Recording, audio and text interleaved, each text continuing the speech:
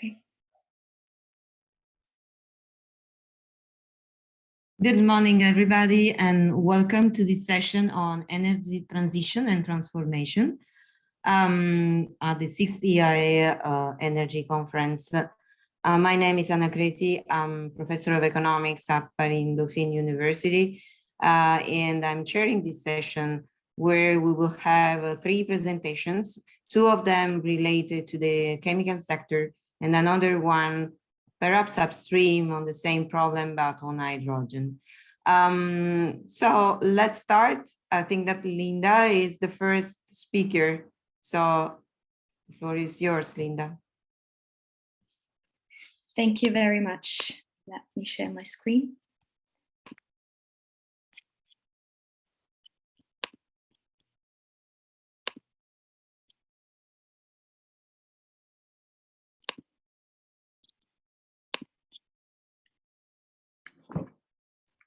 All right, can you see the screen?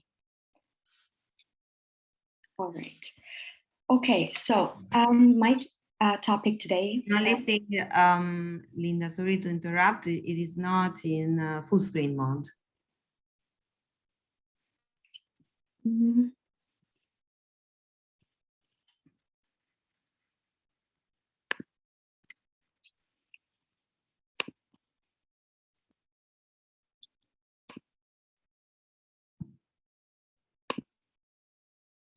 Can you see it now? Yes, now it is perfect. Thank you. Right. So again, welcome to my presentation today. My topic will be the decarbonization of the European chemical industry. And I'd like to introduce you to ammonia by introducing you to my scenario analysis I conducted within my master thesis. But before jumping into the topic, I'd like to formally introduce myself. My name is Linda and I'm 25 years old and I'm currently working as a consultant in the field of climate change and sustainability at Ernst & Young here in Berlin. I recently graduated from Bocconi University, and before I graduated in management at EBS Business School in Germany. Just a broad background, I have more than 3.5 years of working experience in different sectors and also worked in the startup scene.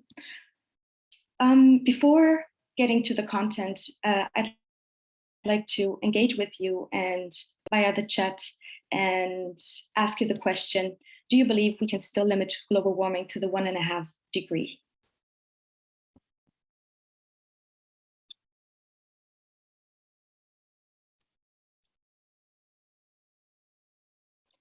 I cannot see the chat.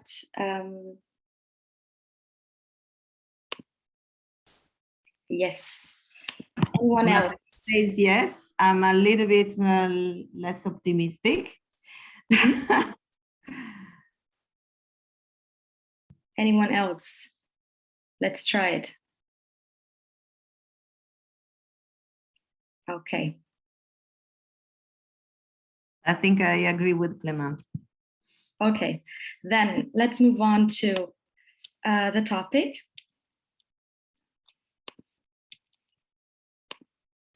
This is my agenda for today. I'd like to introduce you to the topic and climate change in general before explaining a bit of the European climate policy framework and jumping into the concept of decarbonization. So I'd like to explain to you what decarbonization actually is and how it will apply to the European chemical industry and how this hard to abate industry can actually be decarbonized.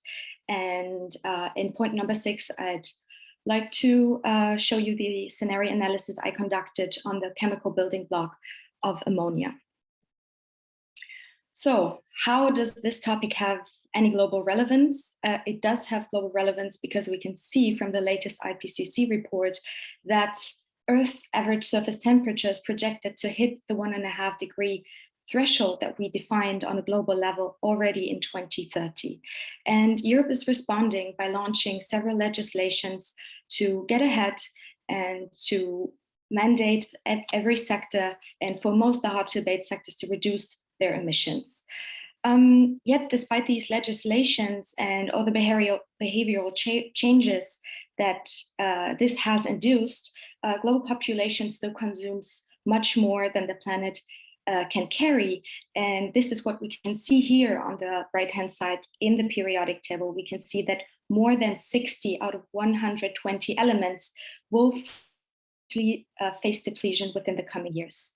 And if we look at the planetary boundaries framework, it's a framework that has been that was designed by tens of scientists. We can see that already here we have surpassed 4 out of 9 planetary boundaries, and scientists are predicting that this will lead to much and drastic changes within the climate and the Earth carrying system. So the European Union has implemented various legislations in order to respond to climate change and has set its climate goals to reduce emissions by 2030 by 55% and wishes to achieve net zero emissions by 2050. And we can see that the markets are also responding. We can see that free allocated allowances have been in decline since 2012. And since roughly 2017, the prices per allowance has been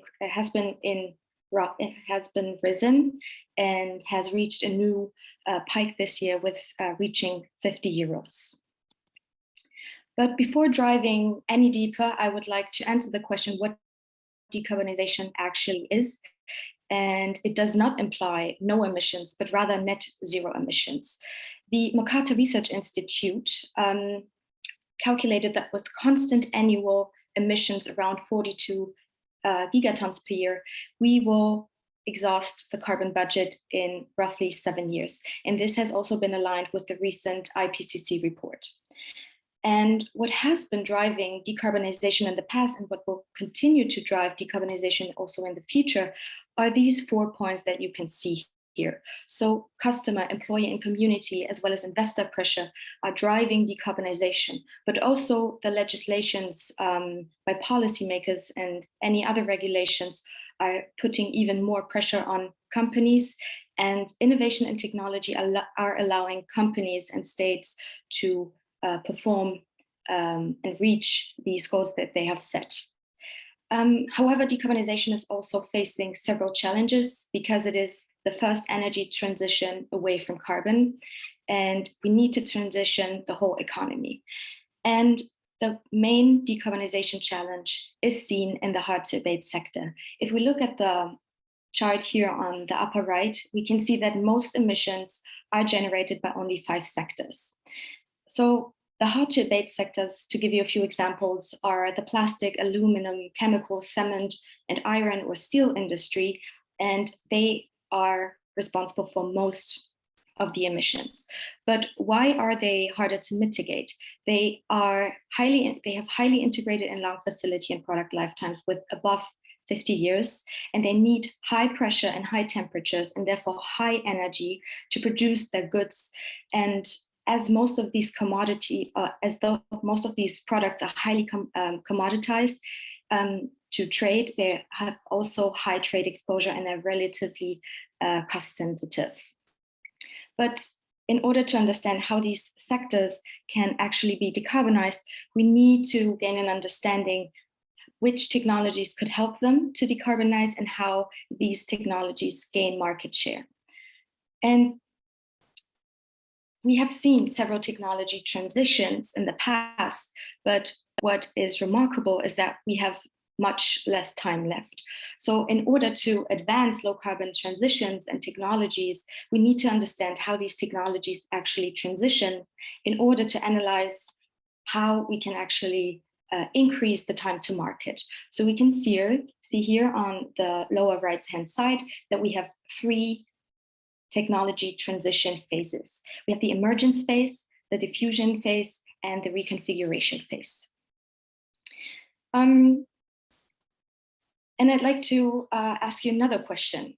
So on a scale of 1 to 10, to what extent do you believe that carbon prices can actually support the diffusion of low carbon technologies? And the scale will be 1 with relatively low importance to carbon prices, and 10 is a relatively high importance. If you could use the chat again, I'd be very happy. 10, 6, 7. Okay. Anyone else? Okay. I'm asking this question because carbon prices can actually transform industries. We have seen, or what I have seen in practice, is that a higher carbon price will actually allow other technologies such as battery storage. They will only become profitable if the carbon price increases.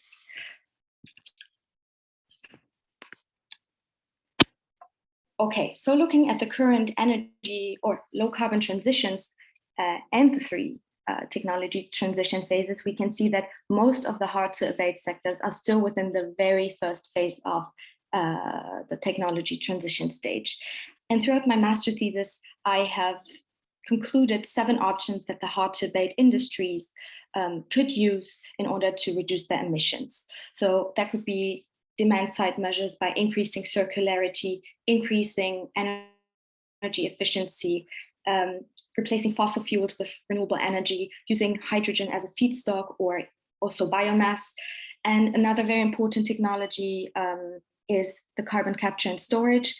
And by looking on the other side of the slide, we can, however, see that most of these low carbon technologies are still, or most, and the most important ones are still positioned within the very first stage in the emerging phase.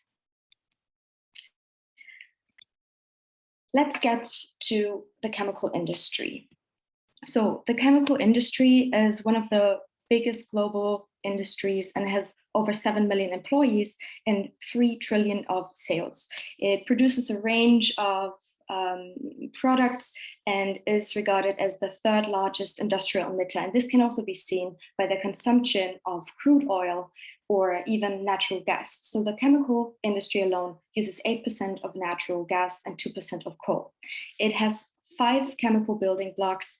And looking at the European market, we can claim that we are actually the 2nd largest chemical producer and that our market is relatively concentrated in terms of geography. However, the European market is facing strong competition from Asia, and this slows down the growth rate for European chemical industries in their home market. And this is because of the pressures I've identified already before. And they are highly exposed to raw material price fluctuations, and there are regional differences, and Europe has to face several challenges.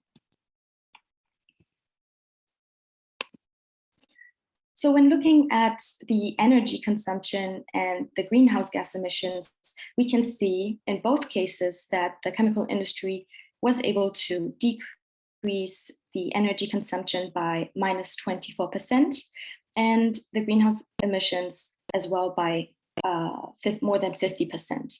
However, this was only attained by increasing energy efficiency. And now we can actually see that most of these processes, as they're 100 years old, they have now reached the limit of practical efficiency. So in order to achieve further decreases, we need other solutions.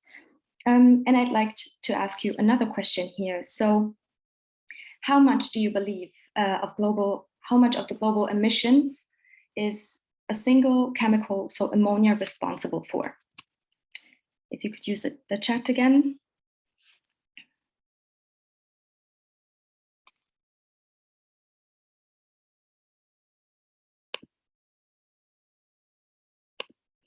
Any idea on a global level?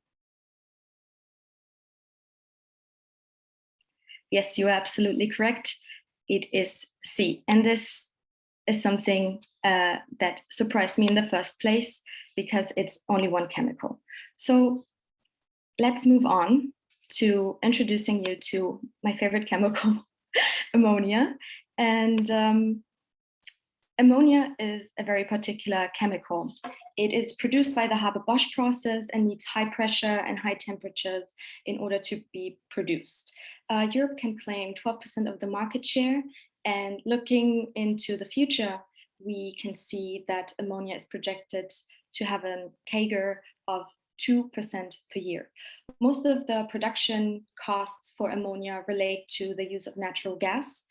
And looking at the production process, we can see here two relatively pure streams of CO2, and this will become important for the later slides.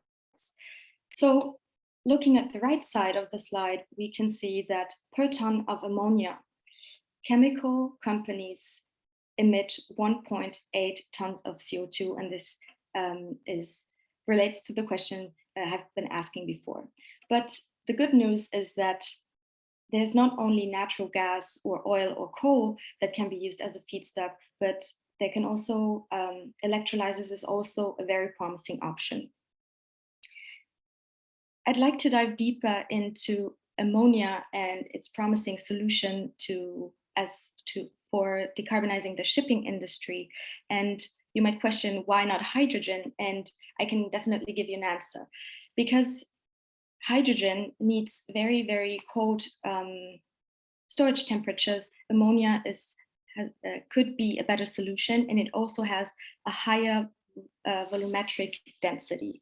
And for this, ammonia is highly traded to be a suitable option to decarbonize the shipping and maritime sector, which actually accounts for more than 3% of the annual global emissions.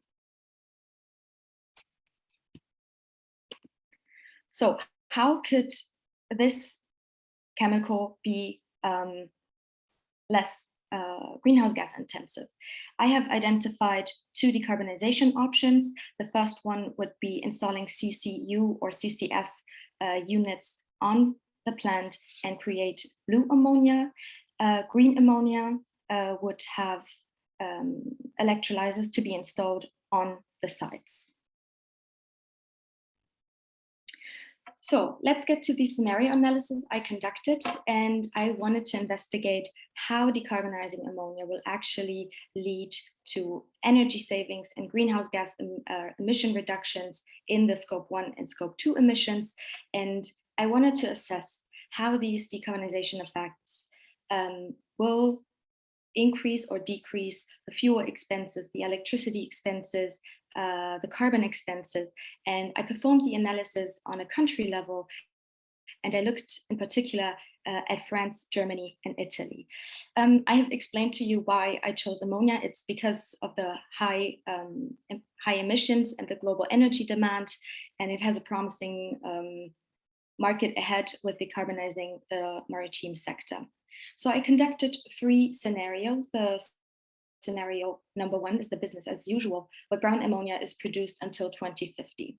The second scenario is the intermediate scenario, and it is producing blue ammonia with installing CCS. The third scenario is the ambitious one, and it produces green ammonia. So what we can see here is that fully decarbonizing ammonia production will lead to a shift from high to low fuel and from low to high electricity consumption for the ambitious scenario, so for the green ammonia production. For the blue ammonia production, we can see that there will definitely be an increase in the fuel consumption and in the electricity demand. And switching from fuel and electricity consumption to the Scope 1 and Scope 2 emissions, we can see that emissions will drastically decrease in both options. But as long as the power or the electricity supply is not decarbonized, the Scope 2 emissions will still soar in the blue ammonia scenario. Now we can see here that natural gases are likely to increase, electricity prices are likely to increase, and carbon prices are likely to increase. And if nothing were to happen, brown ammonia producers would face EU ETS expenses in 2050 in Germany alone of more than 2.2 billion. This is if nothing were to happen. Looking at the electricity, we can see that this will become a huge operating cost for all of the ammonia consumers, producers, and also fuel expenses are likely to rise with blue ammonia production, while green ammonia production can actually decrease or eliminate the need for fuel to a total of 100%. So this has drastic implications on the cost compositions that ammonia has per ton. We can see that previously natural gas and electricity have been the sole cost components, and switching to green ammonia production, natural gas and EU ETS allowances, these costs will be completely erased. And this can also be seen by looking at the 2050 trends, so the price development that we will see from now on until 2050.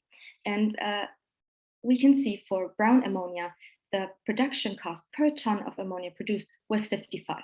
So that has been the starting point for all three options. And we can see here that brown ammonia production costs will rise to 363 euros. And this is mainly because of the EU ETS allowances.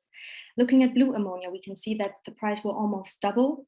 And this can partly be allocated to the EU ETS, but also by the increase in natural gas. We can see also that green ammonia is the sole option where we are able to decrease the production cost per ton in the future and get from 55 euros to 3 euros.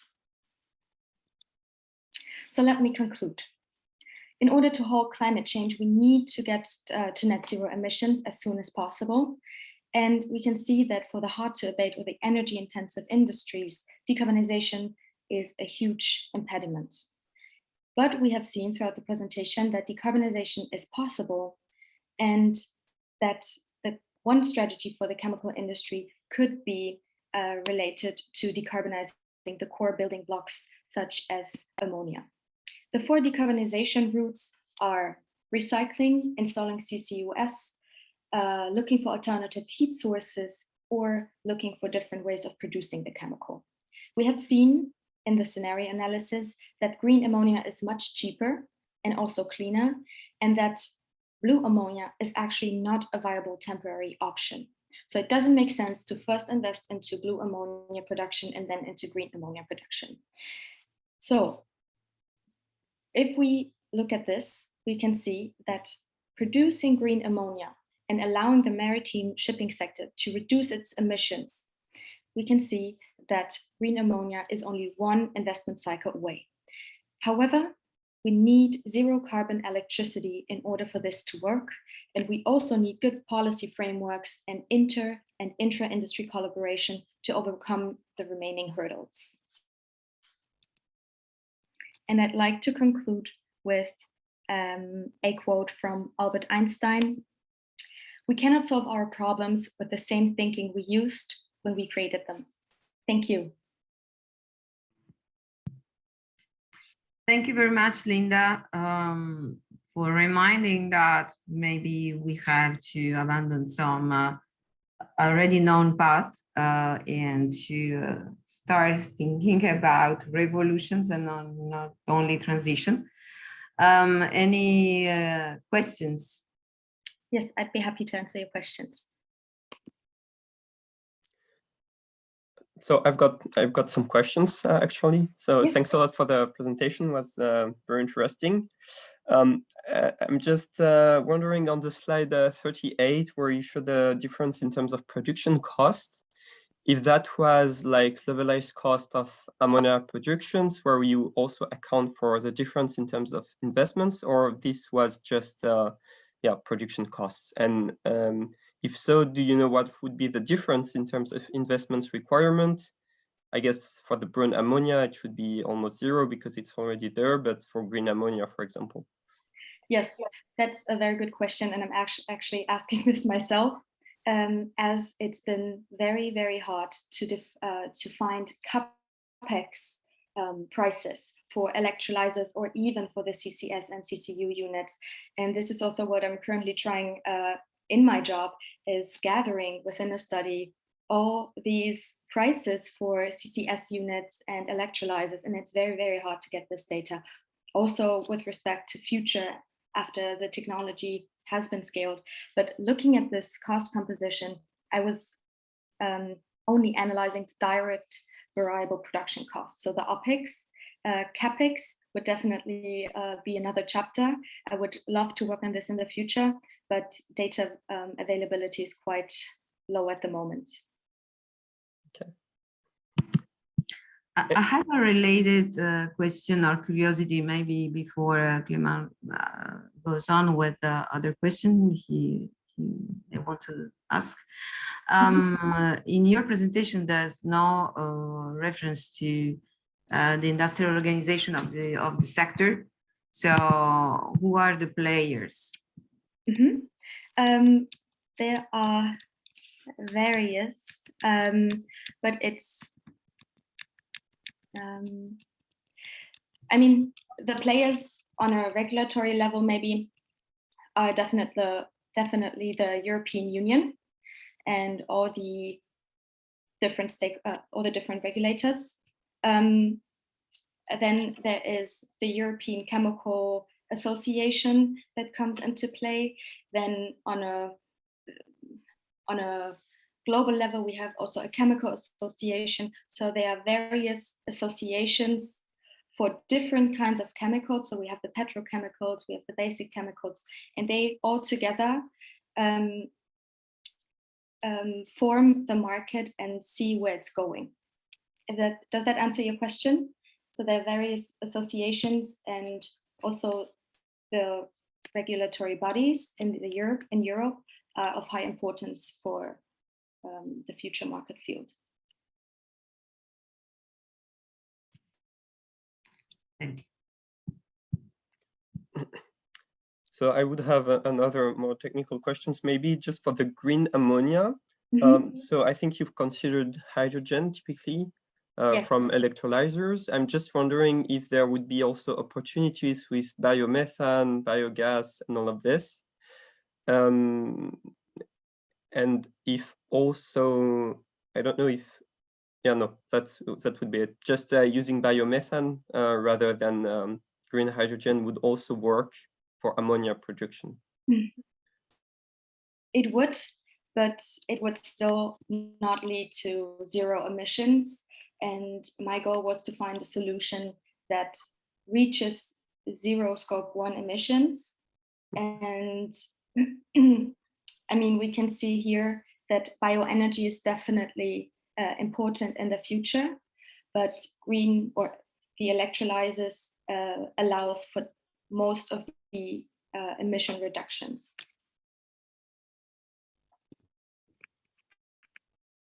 But it could be an option. But from what I've heard, it's from a practical point of view, this is not what the chemical companies in Europe are currently focusing on. It's purely... Because, yeah, in terms of emission, to me, and maybe I'm wrong, but bioenergy, it's a bit like you're removing emission from the atmosphere. And so it's, at least it's zero or even negative if you capture some emission related to heat or burning this bioenergy and store it underground. So I'm just wondering, if it would be also interesting from a climate perspective, not necessarily economic perspective. Yeah, I mean, it could, but again, the practice has shown that hydrogen, that the trend might go into creating industrial hubs. So having, for example, BASF is currently creating a wind park. So to produce the hydrogen that they also might need for other processes. And the ideal construction would be a chemical park that uses one byproduct for another process. And I think hydrogen is, in practice at least, one of the best solutions also with respect to other chemical products. Okay, thanks. Thank you. Yes, I think that this aspect of circularity has been highlighted as one of the differences with respect to other way to decarbonize the sector. Well, nevertheless, I think it is not well known for the moment, so it has not sufficiently reached the intention of the decision makers. I think there is a lot of communication to do on it. Yeah, definitely. Definitely. Thank you very much, Linda. Thank you for this very interesting overview. And I think that Clément is going to take the lead and continue explaining the decarbonization of the chemical sector, these hard to abate sectors. Thank you.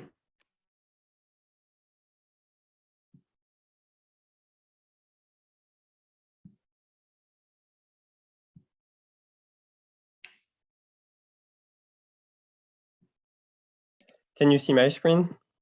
Yes. Perfect. Excellent. So yeah, thanks, Linda. It was actually a very good, a very good transition to my article, where I look also at the electrification of the hard to abate chemical sectors and what it means for the electricity poor sector in Europe. So it's an article I'm doing with Manuel Villavicencio. It's the first time I'm presenting it, so very happy to have your feedbacks and your comments. So I won't spend too much time on the on the chemical sector because we already know a lot now. But just quickly, it's a very interesting sector because you use fossil fuels as feedstock, but also for heating purposes. So you've got really the two, and it's actually the fastest growing source of oil consumptions worldwide. You see the consumptions of naphtha typically. And then for the processes, you need very high temperature heat for some process, and you mostly use natural gas and electricity as well. Of course, this fossil fuel consumptions comes with very high GHG emission. In Europe, it's around 20% of the industrial sector GHG emissions. As you've seen this graphic also in the last presentation, I won't explain it too much, but it's interesting to see that, of course, there have been some really sharp decrease in GHG emissions overall, but it's mostly concerned nitrous oxide, which is also an ozone layer depleter. But when you look at the process CO2, it's quite flat, so you still need to do a lot of transition actually. In order to get low emission pathway for hard to abate sector, you usually increase electricity consumptions because, well, we've got some options to do carbon-free electricity actually. And this has both positive and negative externality for the power sector. Typically, it can be useful to have electrification to help the integration of variable renewable energy sources if you can provide some flexibility on your consumptions. But it also increases the challenges for the power system to decarbonize actually. It's very important to also do some research on this topic because investment decisions for 2050 already needs to occur during this decade. Otherwise, you might end up in some locked-in or stranded asset situation. As Linda said, there are many alternative production routes for the chemicals. You can use biomass, you can use CCS, you can use hydrogen, you can use electricity, but there are no consensus yet in order to reach net zero. So in our paper, we determined the extent of electrification and externalities for the least cost chemical and power sector energy transition, considering different carbon price and for the CWE region. In order to do this, we use two numerical models. One is a long-term power system planning, which is based on Parmentier formulation. And another one is a chemical value chain model, which is based on Seidnis and Yu, where we have expanded the formulation in order to consider low emission alternative and emission tracking. The outcome of interest of our paper here are about the electricity system, the effect of carbon price and capacity and dispatch, and on the chemical sector about the electricity shares and the optimal technology mix. Why it's interesting? Because in the previous study on the power sector, you usually don't consider very detailed alternative pathway for your demand. It's more like top-down approach, not necessarily bottom-up. And most of the articles just assume exogenous demand of electricity and see how to meet the demand with renewable options, like even 100% renewable typically. Then you've got also some qualitative articles on hard to abate sectors, such as the chemicals, where you would have descriptions of the options, but you don't necessarily have like quantitative model. So that's why our approach is quite innovative, and we believe we've got some interesting results also. So it's still very early, but the current result is that we see that electrification is required to cut direct GHG emissions on the chemical sectors by 50–60%. It's, however, triggered for very high carbon prices, and so we need to think about the appropriate tools in order to foster this electrification now, because carbon price around 350 euros wouldn't trigger in our model at least the emission reduction. And if we've got CCS, actually it allows to cut a lot more emissions, again by 30–60%, and it's also feasible with lower carbon prices actually. So that's just a bit of a teaser, and now let's go toward the methodology. The first way to see this energy transition is that you would have firms on the downstream sectors, so chemicals, which would invest with some price assumptions for the electricity and also maybe carbon content of the electricity. So they will do their calculation, launch their R&D programs with the best options. And then in a subsequent period, the power system, seeing the power demand increasing, would typically launch new investments in renewables or nuclear maybe, or gas with CCS. And then the outcome would be likely a different price, depending on the path of the transition. Then the solution is either you've got the firms on the chemical sectors that buys at the price that's realized, and there is either a loss or gain, or maybe they would review their investment strategy in order to choose other alternatives, which will be maybe less intensive in terms of electricity consumptions. Now, why it's a bit tricky, because actually what we're trying to do is to reduce at the top of this slide the fossil shares of electricity generation in Europe, which is around 50% right now, to zero, and then the demand would be increasing in the same times, which means that you need to substitute existing technologies, but also keep increasing. So it's very, very ambitious investments to be done on the power sector. And in a social planner way of things, yes, you would typically consider both at the same time, because you've got like an optimal electrification level, where if you increase electricity, it would means that you need to make higher investment on the power system, which might increase the cost of electricity typically, and then it would reduce the interest of electrifying your system. So it's a bit all together, you know, it's very tight. So what we've done in order to consider this is, and I won't enter into the model too much in order to focus on the results, is that we've done a joint modeling of both the power sector and the chemical sectors in order to account for this interlink between the two sectors, between downstream and upstream typically. So in terms of data and scenario now, here we've considered 18 building blocks in the chemical sectors. So Linda has described mostly ammonia, but there are others. Organics, so that's olefins, ethylene and propylanes, aromatics, which are BTX, and methanol.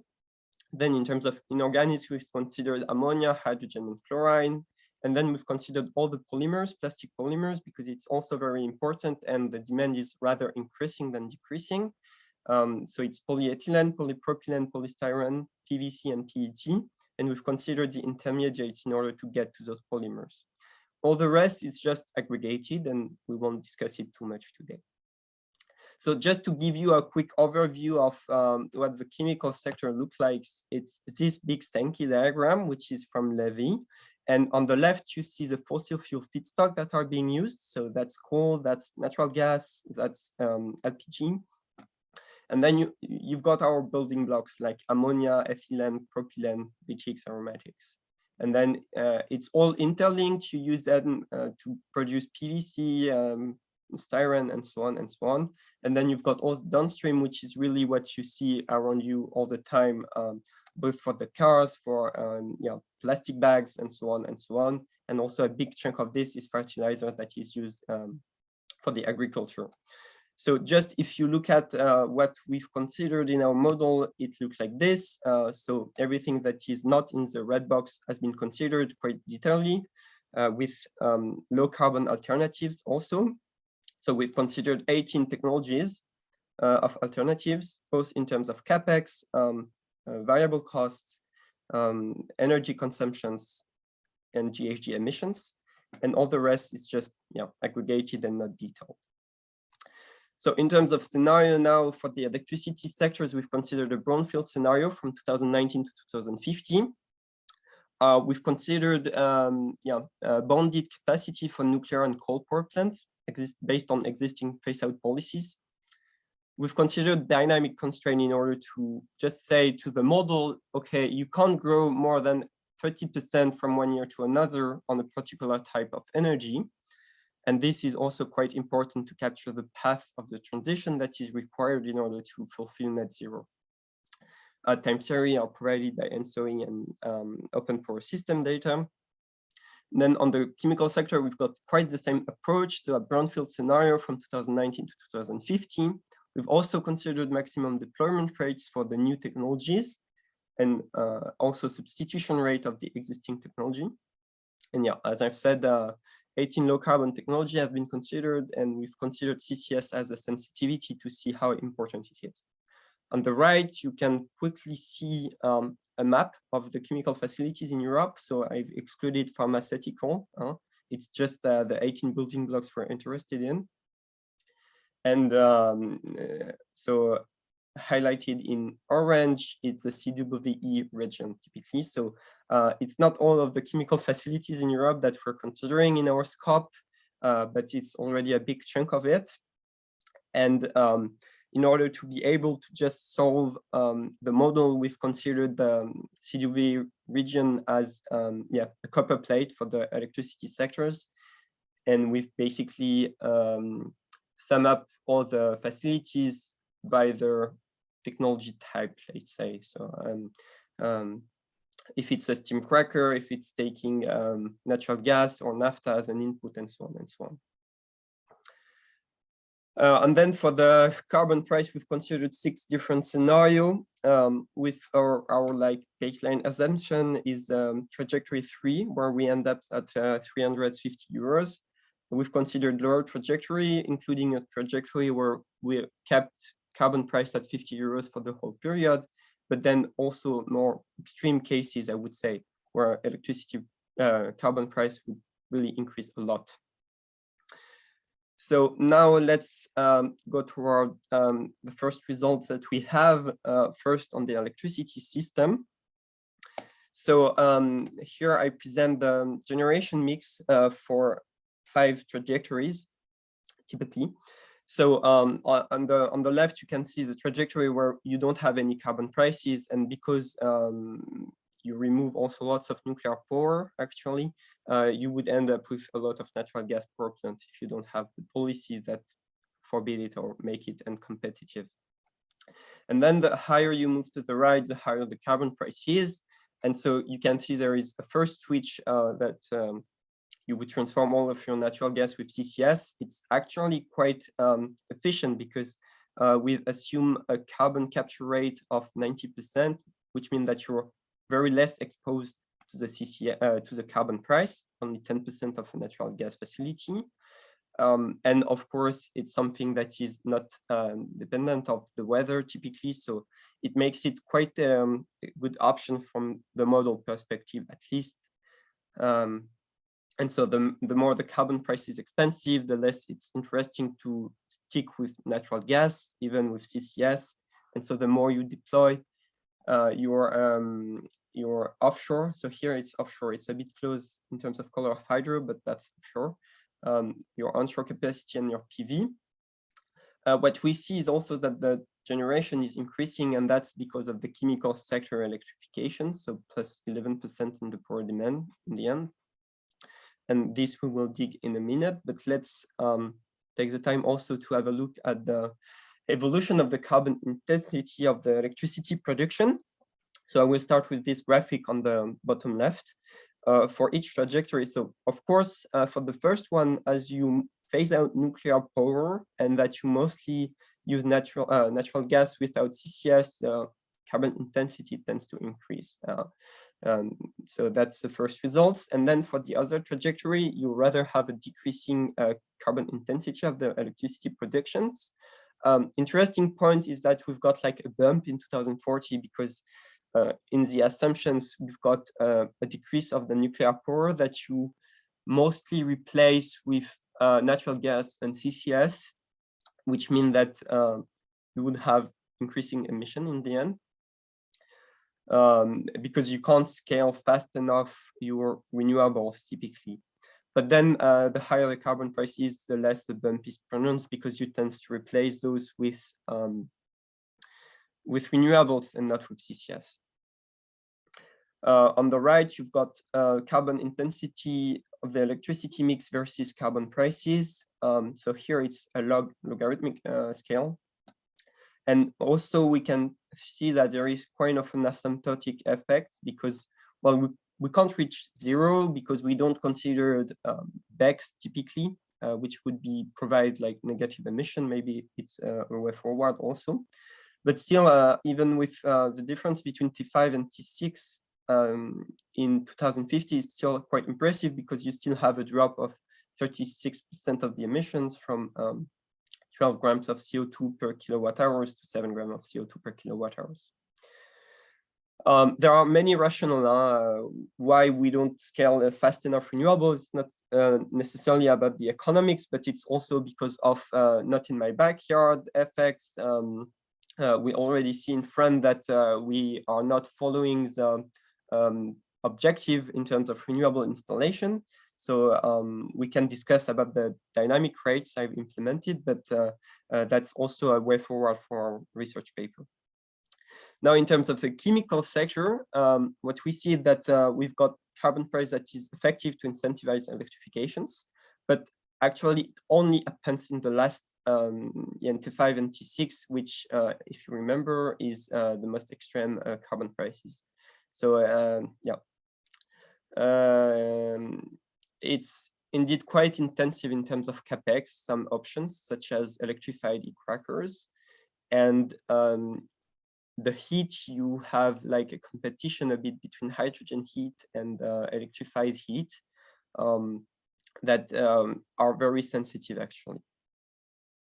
Now I would like to spend some time on this graphic, which is maybe a bit complex, but I think it's interesting. So it shows the electricity consumptions on the left axis vis-a-vis the GHG emissions. So the starting point is rather at the bottom right. And what you see is that you've got decreasing emission for all trajectory, of course. That's the effect of carbon prices where you would select alternatives. But the biggest GHG emission drops happen only when electrification is increased. So deep decarbonation requires electrification. And then I've considered two differences between the CCS and the no CCS cases. So in gray, it's the end up area of the scenario if we don't have CCS. So it's almost halving the emission of the chemical sectors. But then if you've got CCS, you can have a further decrease in GHG emissions without increasing too much your electricity consumptions. So of course, carbon capture also requires some fossil fuels or electricity in order to work, but still we see the net effect is rather that it's positive and you would rather decrease your electrifications while decreasing also your GHG emissions. So we believe with those results in mind, electricity is really a key in order to reach low scope 1 direct emission for the chemical sectors. But again, according to our analysis, it's quite intensive in terms of carbon prices required. And also something that is important is that we will still require some offsetting in order to reach net zero. At least in the technology portfolio that we've considered, there is no situation we believe where it would work to reach net zero. Yeah, so maybe also something that we believe is important is that as we can't reach net zero, increasing the carbon price won't really help because it won't trigger any alternative. And so if the carbon price is set by another sectors such as steel or cement, and if it's higher, then it will mean that you have a huge burden on the chemical sectors without really succeeding to launch alternatives. Of course, that's also to be discussed, and you can have a very innovative solution, but it's also to have in mind that a higher carbon price without any alternative wouldn't require really mean that you've got solution, and at least that's also because we've considered a reduced sets of technology alternatives. To sum up, so we see that electrification is required to cut direct GHG emissions, but it really requires high carbon prices in order to get there. And if we get CCS at scale from 2050, then you've got really a good solution to cut emissions without increasing too much the carbon prices. A few words on limitation and further research. Of course, the power system model that we use is quite simplified. We don't consider any unit commitment or technical constraint. We've got weekly operation of batteries, which tends to favor a bit CCS for the power production mix compared to batteries. We don't have considered any price elasticity, neither of the chemical or the electricity sectors, and we've considered only direct emissions. In terms of further research, we might want to add some technologies in order to refine the analysis. We want to dig a bit deeper in terms of dynamic of the transition, and also maybe have a look at positive externalities if we add some flexibility option for the electricity consumptions of the chemical sector. Yeah, I'm already out of time, so thanks a lot for listening, and feel free to reach out if you got additional questions or remarks. Thank you very much, Clément, for this very interesting.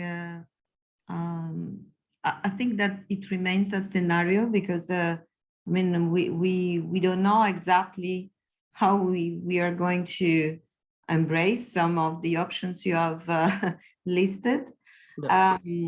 I was just wondering, I have somehow in the way you presented the model, in the way you have explained the scenario, was thinking that, so you focus mainly on uncertainty about carbon pricing through different trajectories, right? Yes. And is there so in some sense, from the point of view of the industry, one thing that it is specifically here, I mean, dealt with the chemical industry, but the question is that basically firms that they just do not know exactly, not only the trajectory, but also the price. So there's perhaps a way in which you can enrich the model, taking also the fact that the decision-making process itself is different because of this uncertainty on carbon pricing. So yeah. If firms know that today we are at 80, even a little bit more, and this 80 is going to be become 100 in 1 year, they will have a different attitude with respect to a case in which today is 80 and they expect tomorrow to be back at 60. Yeah, that's correct. So it's another limitation maybe of the model. For now, we just solve everything in one row, so perfect for site and like more social planner perspective on the decision making. So of course, if we assume some limited foresight of the future carbon prices, we would have different results because the decision would be very different if you do it year by year. And I think that's also important to discuss it, like how the carbon price volatility is that really something that give the good incentives in order to invest on low carbon alternatives or not, because as you said, what we're seeing right now is a bit like the price have been increasing very fast and very quickly, maybe without the actors being aware that this would be the case. But yet they don't have the time to adjust right now to this very high carbon price. And so if they believe the situation in 1 year will be back to normal, or if it will still increase, they won't make the same decision in terms of their productions. But also you've got very high inertia on the chemical sector and also on the power sector. So you can't really react to such short-term volatility. And that's why I think trajectory approach is also interesting to see what would be the outcome and if you reach a net zero situation or not, knowing that in reality it will be probably worse in terms of foresight. Yeah.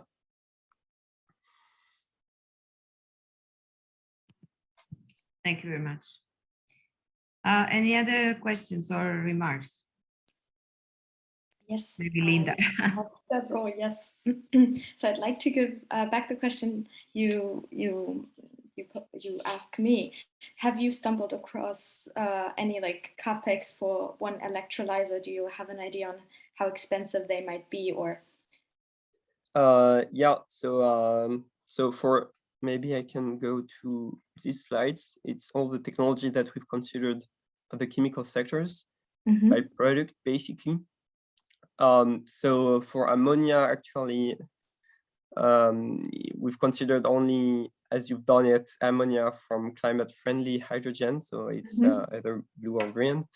And also in terms of modeling, yeah, we've considered alternative provisions. So either it's from natural gas, sorry, it's at the bottom of the table. Electric boiler, biomass boiler, and hydrogen boiler have been considered.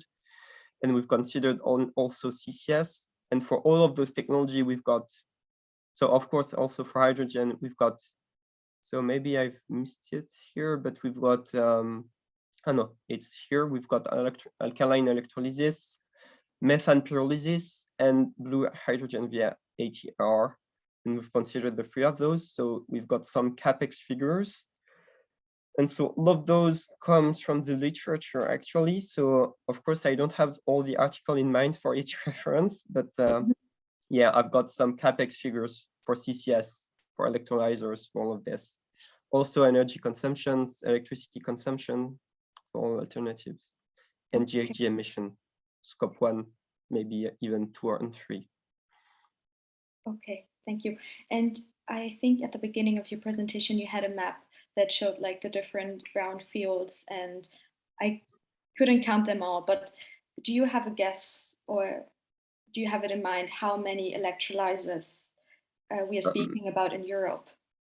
So electrolyzers, I don't know. Here at the whole chemical facility, so it can be steam cracker, it can be ammonia, it can be polyethylene plant. But just for electrolyzer, I wouldn't know. But to be honest, I expect it's very low actually, because all the hydrogen productions right now, it's more based on natural gas. And so we've seen a rising numbers of projects, and we might have some info on this, but I can't say top of my head what's the number of electrolyzer in Europe actually. Okay. But the database is from the GRC, and it's accessible online actually. And you can have a detail of each power plant.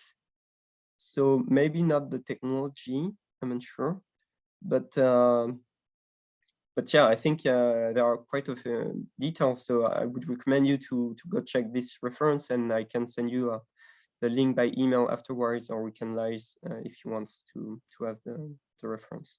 Okay, and one more question that related to the carbon capture rate. You assumed 90%. Could you maybe explain how you came up with the 90%? So yeah, actually for the chemical sector, we've considered 2 carbon capture technology. One which is low purity and which is high purity. So we've linked it to different technology basically. Because it all depends of the gas stream, how much CO2 you've got in the volume, and So if it's like pure CO2 stream, it's much more easier to capture the CO2. So you reach a higher carbon capture rate. But of course, if it's a bit blended, you need to separate everything, and then you've got quite a lower capture rate. I think just take the carbon rate that was described in the article where I used the capex from. So that's why I considered 90%. Do you believe it's like too high or too low for the power sectors? I only know about ammonia, and as the carbon is quite concentrated, it's easier, but I wouldn't know about the other 17 chemical building blocks you included. So this is why I was wondering. So you would assume typically for ammonia, the high purity and carbon rates are around 100% or 95%. Yes, and I wouldn't know about the other 17, about the purity of the CO2 stream. So this was... Yeah. Yeah, thank you. But I think CCS, we've considered it as a sensitivity also because we're not sure of the acceptability, also public acceptability, and there is still a quite of a debate if that's really interesting or not. So, so yeah, that's how we approach it, at least. Okay, thank you, Clément. Thanks.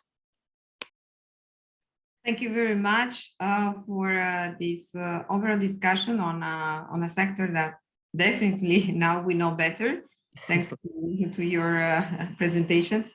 Yes, in this slide, we also see an important keyword, hydrogen, that will be the topic discussed by the third presentation.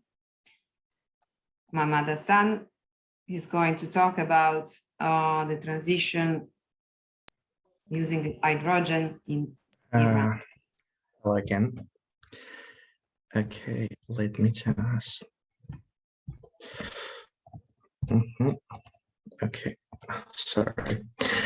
Okay, hello everyone. I wish you had a great day so far, and I hope it even gets better. I'm Mohammad Hassan, but it's yeah, and thank to Clément and Linda for their presentation. Okay. I want to talk about hydrogen fuels and discuss the way countries, and sure, my country, Iran, can use it as the main resource of their energy consumption. Okay, my presentation includes about 4 main parts. First, we're going to talk about why we should even think about other resources of energy and what brings us to assume that the hydrogen as a safe one. Then we'll talk about the technical issues to follow these paths, and after that it'll be the turn to the economics to be discussed, and finally we're going to conclude.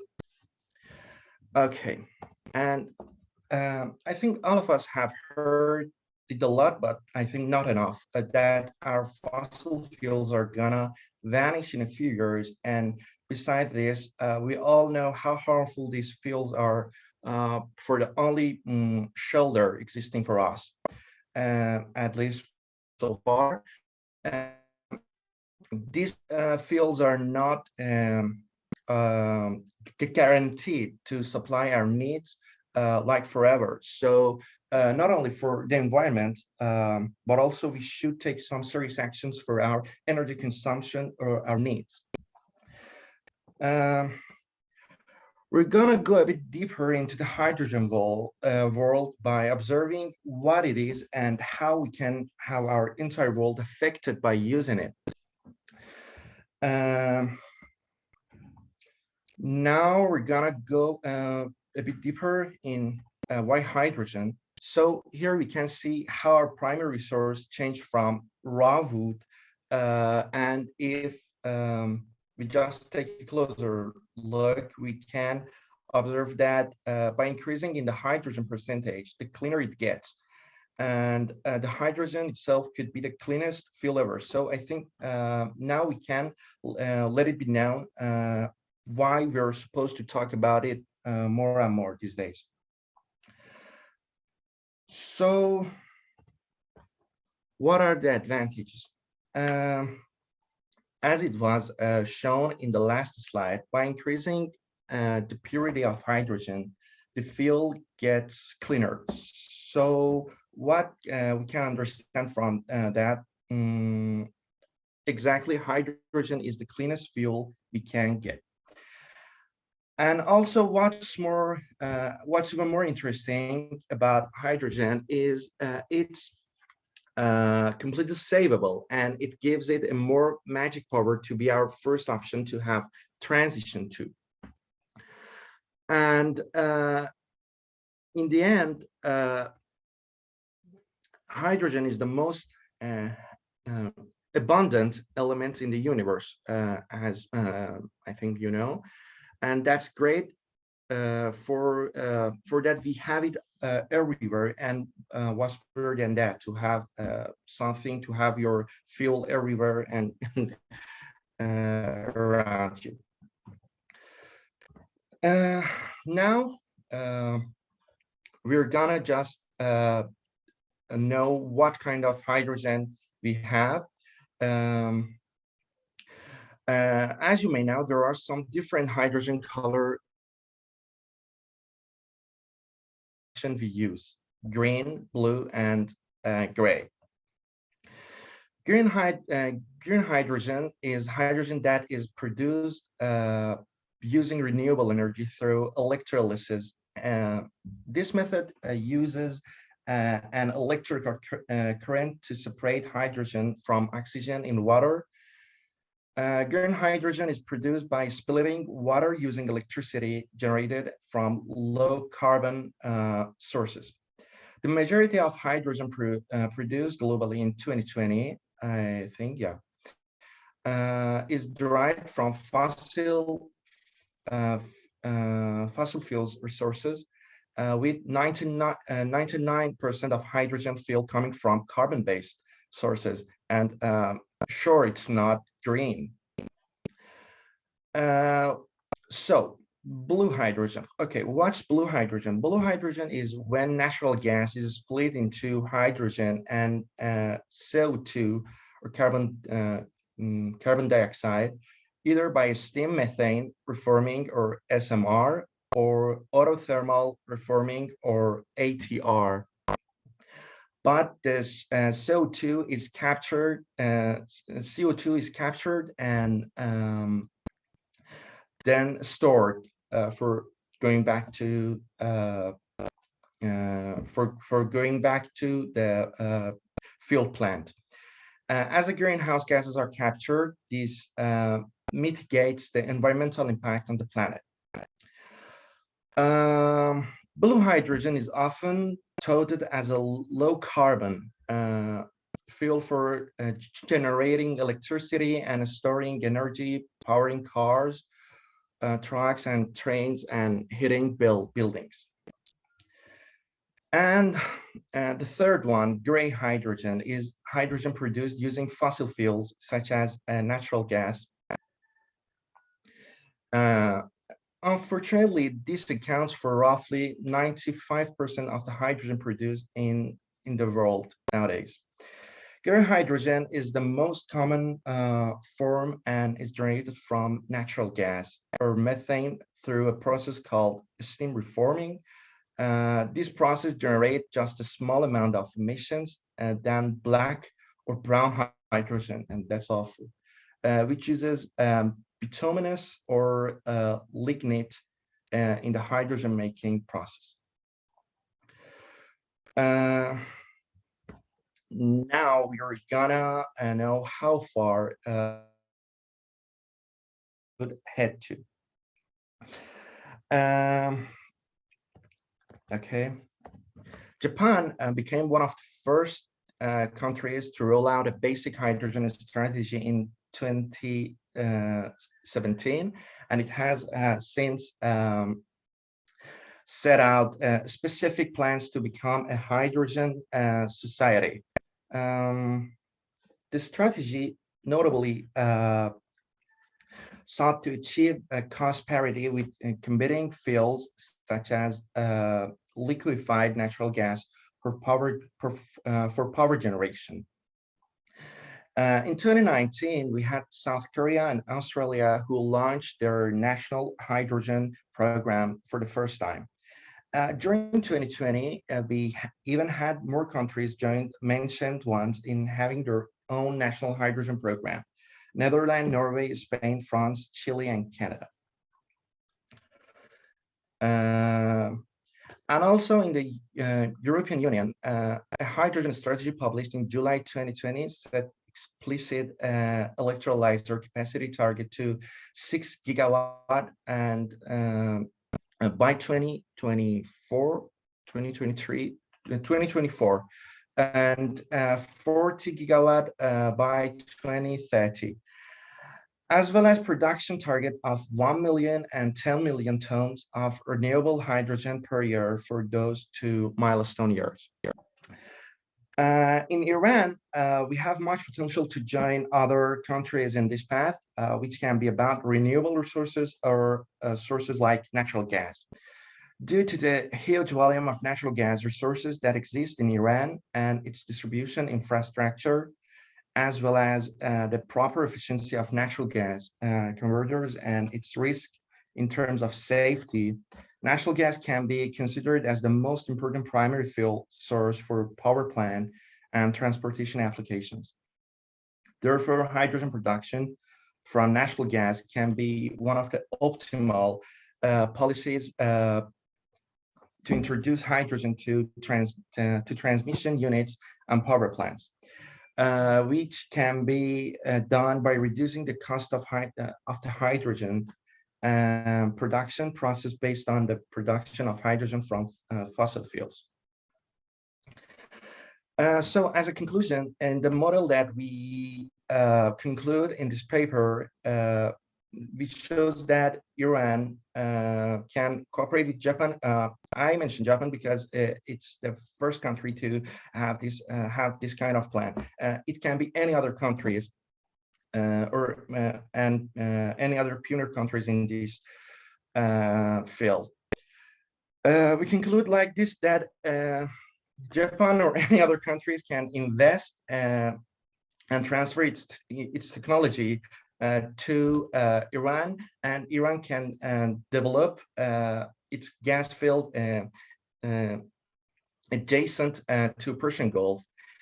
And by that, we have 2 paths. The first path is Japan can take its share of production and also can recover its cost and take a minimum level of profit. And for Iran, it's gonna be Iran shares of production, and Iran can use it for its to answer its the domestic consumption. And Japan, by this investment and transfer, can get hydrogen and liquefy natural gas and also export it to Japan. And also the investors, it can be Japan or any other countries, can capture the carbon and take it to the oil field again to use it. Okay, my presentation is over, and thank you for your attention and attendance. Okay. Thank you very much for clarifying these crucial questions about hydrogen. So you say that in your model you consider Japan as a potential partner, but you said also it can be any other country. So it means that actually there is no I mean, there is no investment going on. It is just a kind of a simulation you are doing.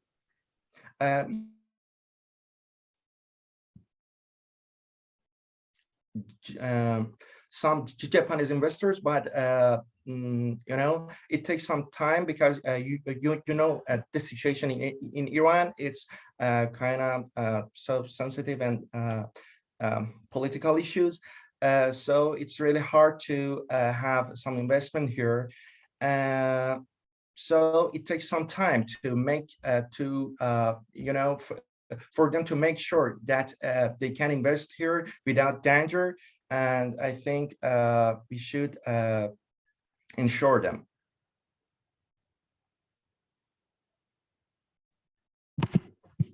Yes, I think that, I mean, politically and economically, it's an important challenge to shift also the funds and investment to hydrogen instead of using it for oil production. Any other questions?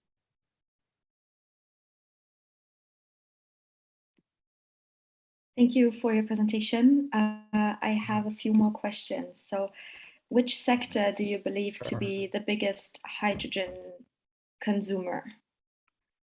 As I said, it can be for fuel like electricity, and for help the households to use it in winter or something like this, in Iran at least, because we use it a lot here, and I think it has nothing but damaging our environmental and our planet.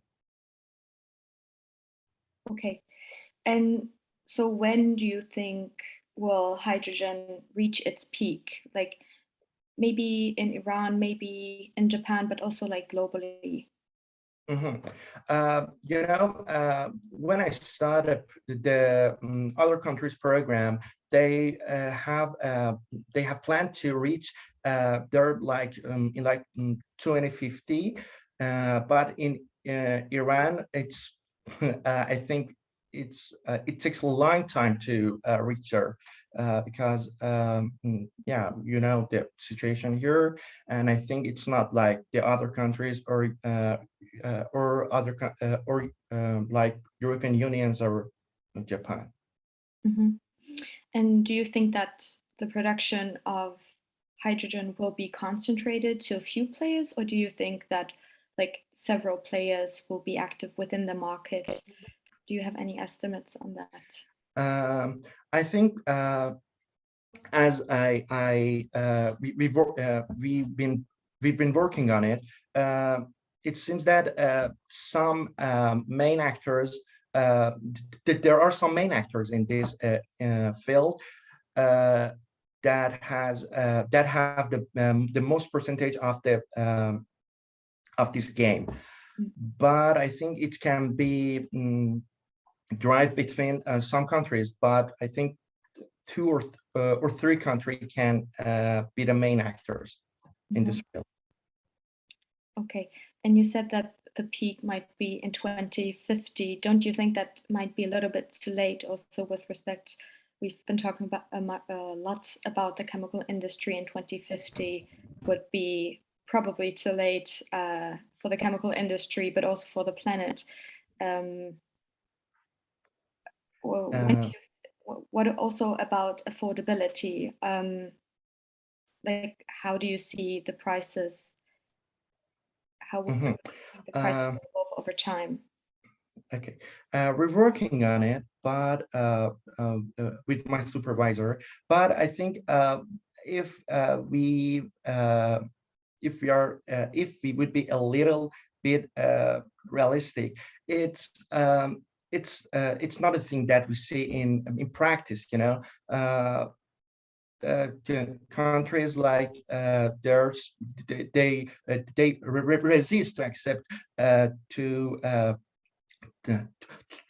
have transition from conventional fuels to hydrogen fuels, like in Middle East and countries that have a lot of natural fuels like oil and gas. They are really resisting to accept this kind of fuels like hydrogen. Yeah, that's true. Thank you. Thank you for your attention. Grazie per l'attenzione.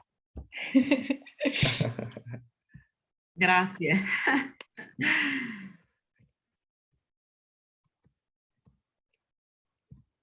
So,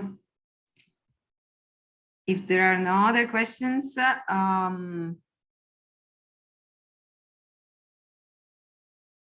yes. Thank you very much to the presenters for explaining quite new questions on the energy transition and the path to decarbonization. Thank you also to the audience, and enjoy the rest of the conference. Thank you very much. Bye-bye. Thanks. Thank Bye. you. Stay safe. Bye-bye. Thank you. Bye. Thank you.